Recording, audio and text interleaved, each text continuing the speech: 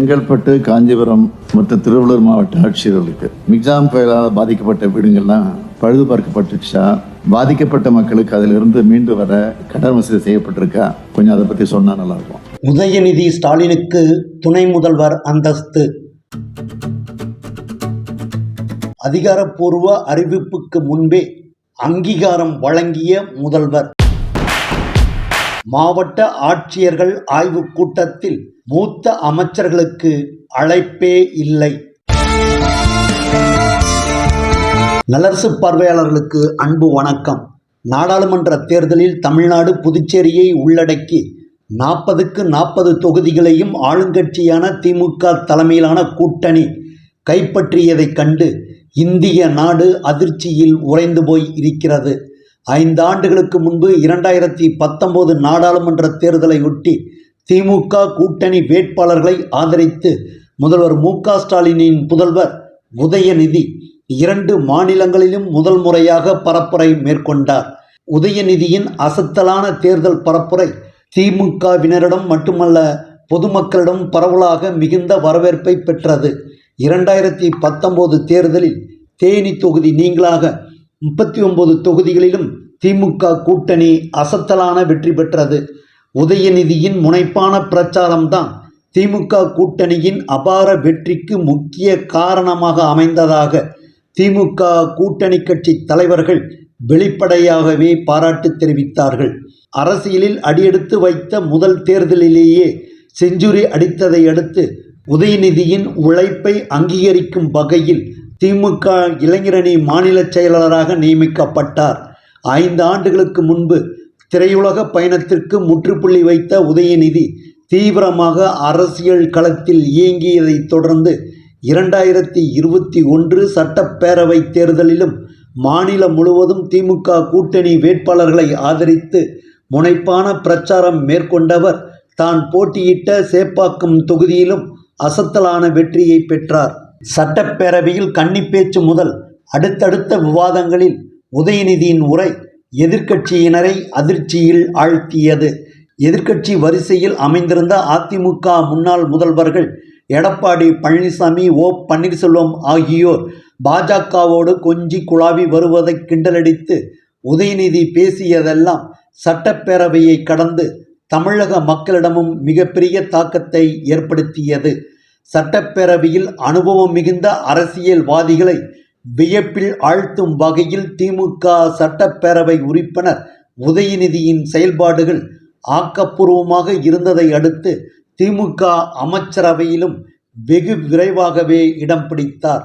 விளையாட்டுத்துறை அமைச்சராக பதவியேற்றுக் கொண்ட உதயநிதி சர்வதேச செஸ் விளையாட்டுப் போட்டி உள்ளிட்டவற்றை நடத்தி தமிழகத்தின் மீது இந்தியாவின் கவனத்தை மட்டுமல்ல, ஒட்டுமொத்த உலகத்தின் கவனத்தையும் ஈர்த்தார். நாடாளுமன்ற தேர்தலுக்கு முன்பாகவே உதயநிதிக்கு திமுக அமைச்சரவையில் முக்கியத்துவம் தரப்படும் என்ற பேச்சு அதிகமாகவே சமூக ஊடகங்கள் உள்ளிட்ட பல்வேறு தளங்களில் சூடான விவாதத்தை ஏற்படுத்தியது. 2019 நாடாளுமன்ற தேர்தல், 2021 சட்டமன்ற தேர்தல், தற்போது நடைபெற்ற 2024 நாடாளுமன்ற தேர்தல் என 3 பொது தேர்தல்களிலும் உதயநிதியின் பிரச்சாரம் பொதுமக்களிடம் அதிகளவில் வரவேற்பை பெற்றது. மத்திய பாஜக அரசையும் மாநிலத்தில் பிரதான எதிர்க்கட்சியான அதிமுகவையும் தனக்கே உரிய கேலி கிண்டலுடன் பேசியது தேர்தல் காலத்தில் மிகப்பெரிய பேசுபொருளாக மாறியது. திமுகவினர் மட்டுமல்ல, பொதுமக்களும் உதயநிதியின் தேர்தல் பரப்புரையை கேட்பதற்கு ஆர்வமாக குவிந்து விடுகிறார்கள் என்ற தகவல் மாநிலத்தின் மூலை முடுக்கெல்லாம் இருந்து எதிரொலித்ததை கேட்டு முதல்வர் மு.க. ஸ்டாலின் மட்டுமல்ல, 2ஆம் கட்ட திமுக தலைவர்களான அமைச்சர்கள் துரைமுருகன், கே.என். நேரு, ஐ. பெரியசாமி, ஏவா வேலு, எம்.ஆர்.கே. பன்னீர்செல்வம் உள்ளிட்டவர்கள் வழக்கத்திற்கு மாறாக உற்சாகம் அடைந்தார்கள். திமுகவின் எதிர்காலத்திற்கு மட்டுமல்ல, நிகழ்காலத்திற்கும் நம்பிக்கை நட்சத்திரமாக திகழ்கிறார் உதயநிதி ஸ்டாலின் என்று மனம் திறந்து திமுக மூத்த தலைவர்களும் கூட்டணி கட்சி தலைவர்களும் வெகுவாக பாராட்டினார்கள். 2024 நாடாளுமன்ற தேர்தலில் 40க்கு 40 என்ற மாபெரும் வெற்றியை திமுக கூட்டணி பெற்றதற்கு அமைச்சர் உதயநிதியின் அயராத உழைப்பும் முக்கிய காரணம் என்பதால் திராவிட மாடல் அமைச்சரவையில் முதல்வர் மு.க. ஸ்டாலினுக்கு இணையான முக்கியத்துவத்தை வழங்கும் வகையில் துணை முதலமைச்சர் பதவியில் உதயநிதி அமர்த்தப்பட வேண்டும் என்று திமுகவினரும் கூட்டணி கட்சி தலைவர்களும் வெளிப்படையாகவே கூறி வந்தார்கள். நாடாளுமன்ற தேர்தல் வெற்றி கொண்டாட்டம், சட்டப்பேரவை கூட்டத்தொடர் முடிந்தவுடன் துணை முதலமைச்சர் பதவியில் உதயநிதி அமர்த்தப்படுவது உறுதி என்று திமுகவின் 2ஆம் கட்ட தலைவர்களே வெளிப்படையாக கூறி வருகிறார்கள். 2024 நாடாளுமன்ற தேர்தலில் மகத்தான வெற்றியை திமுக கூட்டணி கைப்பற்றியதைப் போலவே 2026 சட்டப்பேரவை தேர்தலிலும் திமுக கூட்டணி வரலாற்று வெற்றியை பெற்று 2வது முறையாக திமுக ஆட்சியை தக்க வைத்துக் கொள்ள வேண்டும் என்றால் உதயநிதி ஸ்டாலினுக்கு துணை முதலமைச்சர் பதவியை கட்டாயம் தர வேண்டும் என்று திமுகவின் மூத்த நிர்வாகிகள் முதல்வர் மு.க. ஸ்டாலினுக்கு அழுத்தம் கொடுத்து வருகிறார்கள்.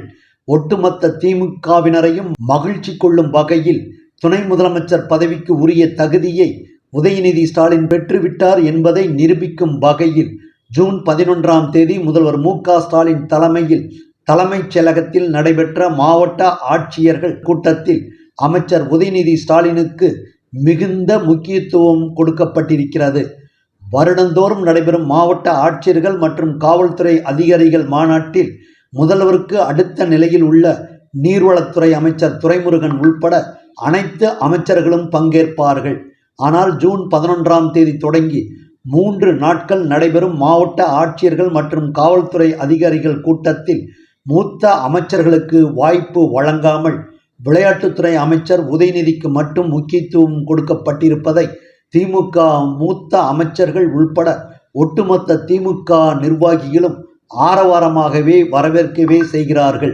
விக்கிரவாண்டி சட்டப்பேரவை இடைத்தேர்தலுக்கு முன்பாகவே துணை முதலமைச்சர் பதவியில் உதயநிதி ஸ்டாலின் அமர்த்தப்படுவதற்கான முன்னோட்டமாகத்தான் ஆட்சியர்கள் ஆய்வு கூட்டத்தில் உதயநிதிக்கு முக்கியத்துவம் கொடுக்கப்பட்டிருக்கிறது என்கிறார்கள் திமுக கூட்டணி கட்சி தலைவர்கள்.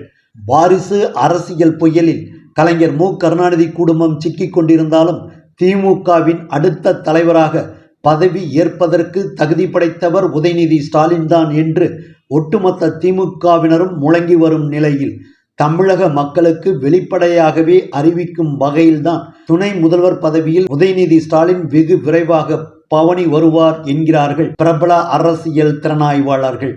நன்றி நண்பர்களே, மற்றொரு சிறப்பு செய்தி தொகுப்போடு மீண்டும் சந்திக்கிறோம்.